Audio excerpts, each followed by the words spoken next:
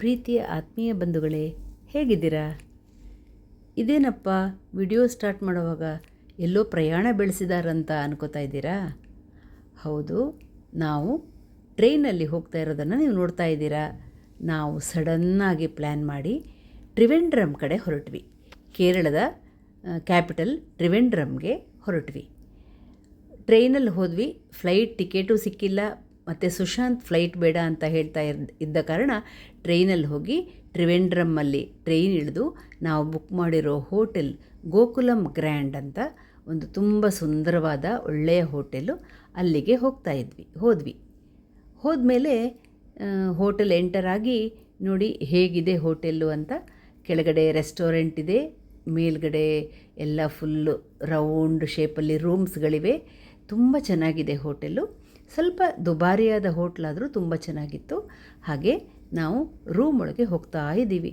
ಹಾಗೆ ಹೇಗೂ ಹೋಗ್ತಾ ಇದ್ದೀವಲ್ಲ, ನಿಮಗೂ ಒಂದು ರೂಮ್ ತೋರಿಸ್ಬಿಡೋಣ, ರೂಮ್ ಟೂರ್ ಮಾಡಿಬಿಡೋಣ ಅಂತ ಮಾಡ್ತಾಯಿದ್ದೀನಿ. ಬಾಗಿಲಿಂದ ಒಳಗೆ ಹೋದ ತಕ್ಷಣ ಒಂದು ಚೆನ್ನಾಗಿ ಡಿಸೈನ್ ಮಾಡಿರುವಂತಹ ಸುಂದರವಾದ ಒಂದು ವಾರ್ಡ್ರೋಬು. ಅದರಲ್ಲಿ ಎಲ್ಲ ಐರನ್ ಬಾಕ್ಸು, ಪ್ರತಿಯೊಂದು ವೇಯಿಂಗ್ ಸ್ಕೇಲು, ಐರನ್ ಟೇಬಲ್ಲು ಎಲ್ಲನೂ ಇತ್ತು. ಹಾಗೆ ಅದರ ಎದುರುಗಡೆಗೇ ಬಾತ್ರೂಮ್ಗೆ ಸ್ಲೈಡಿಂಗ್ ಡೋರ್ ಆಗಿ ತುಂಬ ಚಿಕ್ಕದಾದರೂ ತುಂಬ ಚೊಕ್ಕದಾಗಿತ್ತು. ರೂಮು ಏನು ತುಂಬ ವಿಶಾಲವಾಗಿ ಏನಿರಲಿಲ್ಲ, ಆದರೂ ತುಂಬ ಚೆನ್ನಾಗಿತ್ತು. ಹಾಗೆ ಸ್ನಾನಕ್ಕೆ ಸಪರೇಟ್ ಕ್ಯೂಬಿಕಲ್ಲಿತ್ತು, ಎಲ್ಲನೂ ಇತ್ತು. ತುಂಬ ಚೆನ್ನಾಗಿತ್ತು, ಕ್ಲೀನಾಗಿತ್ತು. ಬೇಕಾಗಿರೋದು ಅದೇ ತಾನೇ ಮುಖ್ಯವಾಗಿ. ಅಲ್ಲಿಂದ ನಮ್ಮ ರೂಮ್ ಹೇಗಿದೆ ನೋಡಿ, ಚಿಕ್ಕದಾದ್ರೂ ನಾವು 3 ದಿವಸ ಸ್ಟೇ ಮಾಡ್ತಾ ಇದ್ದೀವಿ. ಹಾಗಾಗಿ ಚೆನ್ನಾಗಿತ್ತು, ರೂಮ್ ತುಂಬ ಚೆನ್ನಾಗಿತ್ತು. ರೂಮಿನ ಎಲ್ಲ ಫೆಸಿಲಿಟಿಗಳು ಇದ್ದೇ ಇರುತ್ತಲ್ವ ರೂಮಲ್ಲಿ. ಹಾಗೆ ರೂಮಿನ ಕಿಟಕಿಯಿಂದ ನೋಡಿದಾಗ ಸುಂದರವಾದ ಮುಂದ್ಗಡೆಯ ಒಂದು ವ್ಯೂ ಚೆನ್ನಾಗಿತ್ತು. ಹಾಗೆ ಜಸ್ಟ್ ನಾವು ಬಂದು ಫ್ರೆಶ್ ಅಪ್ ಆಗಿ ಇನ್ನೇನು ತಿಂಡಿಗೆ ಹೊರಟಿದ್ವಿ. ತಿಂಡಿ ಮುಗಿಸ್ಕೊಂಡು ಬಂದು ಸಾಯಂಕಾಲ ನಾವು ಲೋಕಲ್ ಸೈಟ್ ಸೀಯಿಂಗ್ ಹೋದ್ವಿ. ಓಪನ್ ಆಗಿರುವಂತಹ ಡಬಲ್ ಡೆಕ್ಕರ್ ಬಸ್ಸಿನ ಒಂದು ಸುಂದರ ಅನುಭವ ನಮಗಾಯಿತು. ತುಂಬ ಚೆನ್ನಾಗಿತ್ತು. 6 ಗಂಟೆಗೆ ಹೊರಟು 8 ಗಂಟೆಗೆ ನಾವು ವಾಪಸ್ ರೂಮ್ ಸೇರಿದ್ವಿ. ಅಂದರೆ ಬಸ್ಸಲ್ಲಿ ಎಲ್ಲೂ ಇಳಿಯೋಕ್ಕಿಲ್ಲ ನಿಮಗೆ. ಮೇಲ್ಗಡೆ ಡಬಲ್ ಡೆಕ್ಕರ್ ವೀಕ್ ಡೇಸ್ ಆಗಿರೋ ಕಾರಣ ನಾವು ಹೋಗಿದ್ದು ಮಂಗಳವಾರ ಸಾಯಂಕಾಲ. ಹಾಗಾಗಿ ವೀಕ್ ಡೇಸ್ ಆಗಿರೋ ಕಾರಣ ರಶ್ ಇರಲಿಲ್ಲ. ಬಸ್ಸಲ್ಲಿ ಗೈಡ್ ತುಂಬ ಚೆನ್ನಾಗಿದ್ದರು. ಹಾಗಾಗಿ ತುಂಬ ಎಂಜಾಯ್ ಮಾಡಿದ್ವಿ ಬಸ್ಸಲ್ಲಿ. ನಾನು ಕರ್ನಾಟಕದಿಂದ ಹೋಗಿ ಕೇರಳದಲ್ಲಿ ಒಂದು ಬಸ್ಸಲ್ಲಿ ಕನ್ನಡ ಹಾಡನ್ನು ಹಾಡುವಂತಹ ಒಂದು ಅವಕಾಶವೂ ನನಗೆ ಸಿಕ್ತು. ತುಂಬ ಚೆನ್ನಾಗಿತ್ತು. ಹೀಗೆ ಎಲ್ಲ ಸೈಟ್ ಸೀಯಿಂಗಲ್ಲಿ ಎಲ್ಲ ತೋರಿಸ್ಕೊಂಡು ಹೋಗ್ತಾರೆ. ಸಂಜೆ 6 ಗಂಟೆ ಆಗಿರೋ ಕಾರಣ ಬಿಸಿಲು ಕಮ್ಮಿ ಆಗಿತ್ತು. ತುಂಬ ತಂಪಾದ ವಾತಾವರಣ ಇತ್ತು. ಹಗಲಿನ ಸಮಯದಲ್ಲಿ ಬಿಸಿಲು ತುಂಬ ಜಾಸ್ತಿನೇ ಇತ್ತು. ಹಾಗೆ ಸಾಯಂಕಾಲ ಆಗ್ತಾ ಬಿಸಿಲು ಕಮ್ಮಿ ಇರೋ ಕಾರಣ ತುಂಬ ಚೆನ್ನಾಗಾಯಿತು. ಎಲ್ಲರೂ ತುಂಬ ಖುಷಿಪಟ್ವಿ. ಅದೊಂದು ಹೊಸ ಅನುಭವ. ತುಂಬ ಎತ್ತರ ಅಲ್ವಾ, ಡಬಲ್ ಡೆಕ್ಕರ್ ಬಸ್ ಅಂದರೆ ತುಂಬ ಹೈಟಲ್ಲಿ ನಾವಿರ್ತೀವಿ. ಏನೋ ಒಂಥರ ಮಜಾ ಆಗಿತ್ತು. ಒಂದು ಒಳ್ಳೆಯ ಅನುಭವನ ಪಡ್ಕೊಂಡ್ವಿ.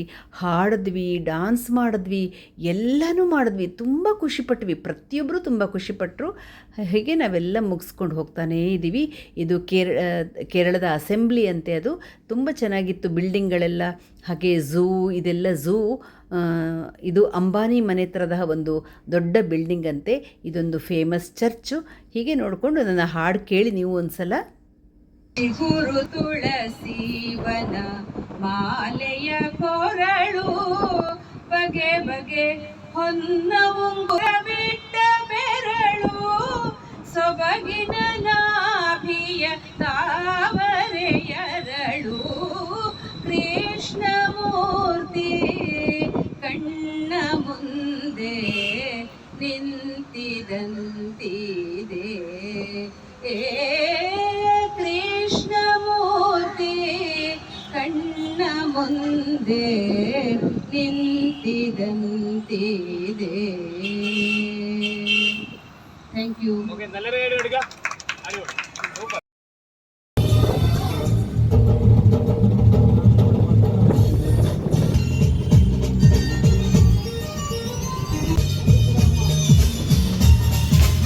ಸುಂದರವಾದ ಮಲಯಾಳಂ ಹಾಡುಗಳನ್ನು ಹಾಕಿದ್ರು, ತಮಿಳು ಹಾಗೂ ಮಲಯಾಳಿ ಹಾಡುಗಳನ್ನು ಹಾಕಿದ್ರು. ನಾವು ಅದ್ರ ಜೊತೆ ಎಲ್ಲರೂ ಸೇರಿ ಹೇಗೆ ಡ್ಯಾನ್ಸ್ ಮಾಡಿದ್ವಿ ನೋಡಿ, ತುಂಬ ಖುಷಿಪಟ್ವಿ. ಹಾಡುಗಳನ್ನು ನಾನು ಇಲ್ಲಿ ಆಗಲ್ಲ ಯಾಕಂದರೆ ಕಾಪಿರೈಟ್ ಬರುತ್ತೆ, ಅದಕ್ಕೋಸ್ಕರ ಹಾಡುಗಳನ್ನು ಹಾಕ್ತಾ ಇಲ್ಲ.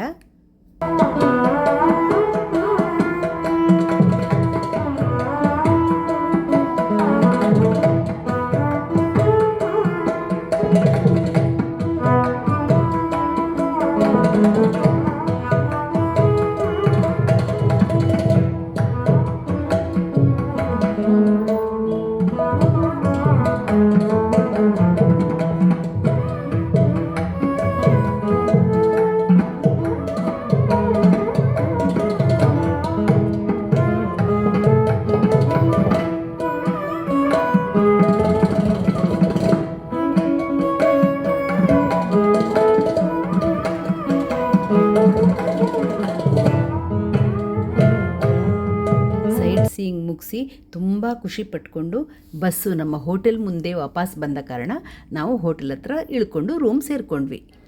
ಇದು ಇವತ್ತು ಬುಧವಾರ ಬೆಳಗ್ಗೆ ನಾವು 8:30 ಗಂಟೆಗೆ ಅನಂತ ಪದ್ಮನಾಭ ದೇವಸ್ಥಾನವನ್ನು ನೋಡೋಕ್ಕೆ ಹೊರಟ್ವಿ.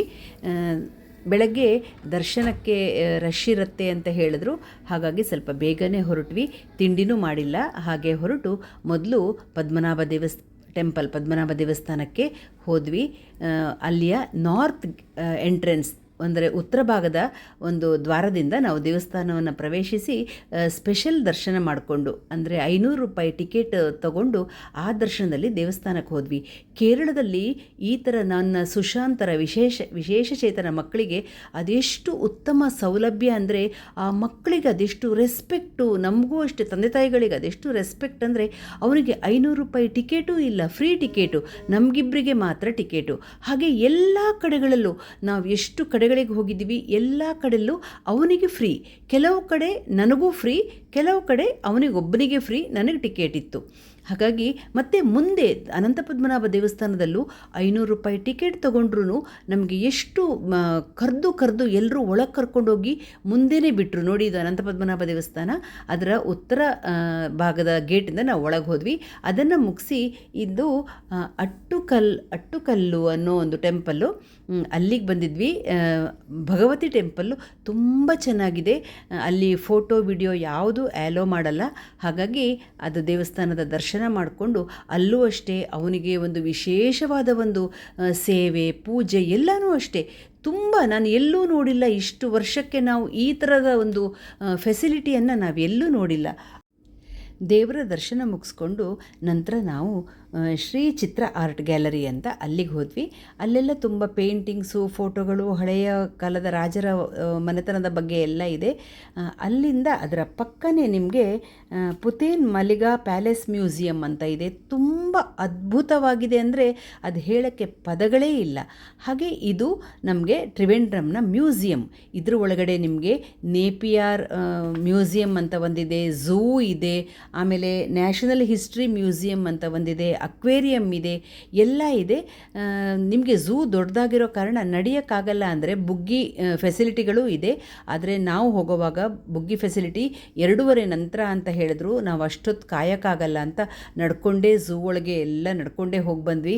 ತುಂಬಾ ಸುಸ್ತಾಯಿತು ಸುಶಾಂತ್ಗೆ. ನೋಡಿ, ಇದೆಲ್ಲ ಝೂವಲ್ಲಿರುವಂತಹ ಪ್ರಾಣಿಗಳು, ಪಕ್ಷಿಗಳು ಎಲ್ಲನೂ ಅಂತಹ ತುಂಬ ದೊಡ್ಡದಲ್ಲ, ಅಂತಹ ಸುಂದರವಾಗಿಯೂ ಇದೆ ಅಂತಲೂ ಹೇಳಲ್ಲ, ಏನೋ ಒಂದು ಬಂದಿದ್ದಕ್ಕೆ ನೋಡಬೇಕು ಅಂತ ಹೋಗಿದ್ವಿ. ಪರವಾಗಿಲ್ಲ, ಆದರೆ ಬಿಸಿಲು ಇದ್ದ ಕಾರಣ ಸ್ವಲ್ಪ ಸುಸ್ತಾಯಿತು. ಸುಶಾಂತ್ಗೆ ಸ್ವಲ್ಪ ಜಾಸ್ತಿನೇ ಸುಸ್ತಾಯಿತು. ಅದೇ ಕಾಂಪೌಂಡಲ್ಲೇ ನ್ಯಾಷನಲ್ ಹಿಸ್ಟ್ರಿ ಮ್ಯೂಸಿಯಂ ಅಂತ ಒಂದು ಮ್ಯೂಸಿಯಂ ಇದೆ, ಅದು ಚೆನ್ನಾಗಿತ್ತು.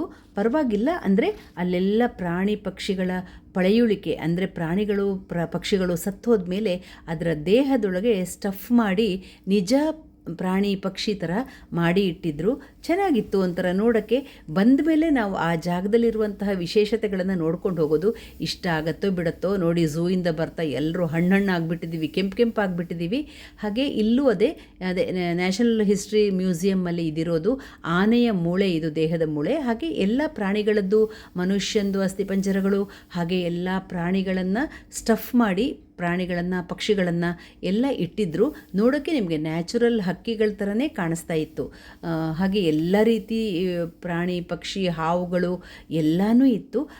ಅದರ ಪಕ್ಕಕ್ಕೆ ನೇಪಿಯರ್ ಮ್ಯೂಸಿಯಂ ಅಂತ ಒಂದು ಮ್ಯೂಸಿಯಂ ಇತ್ತು.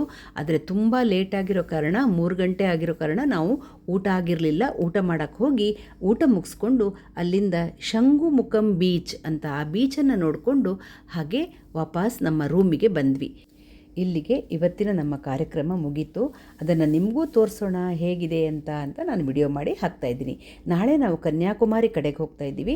ಅದನ್ನು ಮುಂದಿನ ವಿಡಿಯೋದಲ್ಲಿ ತೋರಿಸ್ತೀನಿ ಅಂತ ಹೇಳ್ತಾ ಸಿಗೋಣ ಮುಂದಿನ ವಿಡಿಯೋದಲ್ಲಿ. ಅಲ್ಲಿ ತನಕ ರಾಯರು ನಮ್ಮನ್ನು ನಿಮ್ಮನ್ನು ಎಲ್ಲರನ್ನೂ ಚೆನ್ನಾಗಿಟ್ಟಿರಲಿ ಅಂತ ಪ್ರಾರ್ಥಿಸ್ತಾ ಸಿಗೋಣ. ಧನ್ಯವಾದಗಳು. ನಮಸ್ಕಾರ.